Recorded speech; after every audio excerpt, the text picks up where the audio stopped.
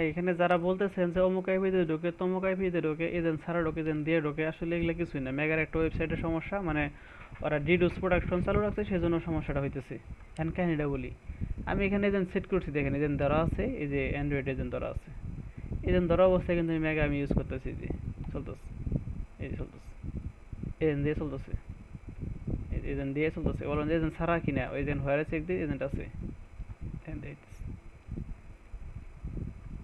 এই দেখেন এখানে এজেন্ট হলো, কয়জন এজেন্ট থাকে,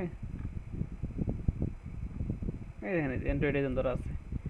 কিছু কিছু সময় এজেন্ট ধরে চলতেছে, যে কিছু কিছু সময় চলে, আবার খারাই চলে না। আবার আইপি কোনটা, যে 1200 এর আইপি বিপিএস এর আইপি দিয়ে চলতেছে, কোনো ইস্যু নেই, ঠিক আছে, এই যে কোনো ইস্যু নেই, রিলোড দিলাম, চলতেছে। কিন্তু দুঃখের বিষয় হলো এই একই এজেন্ট আমি অন্য একটা ব্রাউজারে লাগাইছি, এই যে চলে না, দেখেন এই অবস্থা, সেম এজেন্টে এখানে ধরা আছে, আর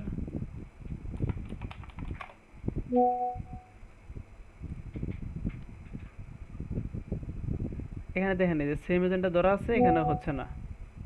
সো এটা নিয়ে ঘাবড়ানোর কিছু নাই, সময় দেন, মেগার ওয়েবসাইটের সমস্যা অটোমেটিক ঠিক করবে এরা, ওদের ওয়েবসাইটে ডিডোস প্রোডাকশন চালু রাখছে, এজন্য এই সমস্যাটা হচ্ছে।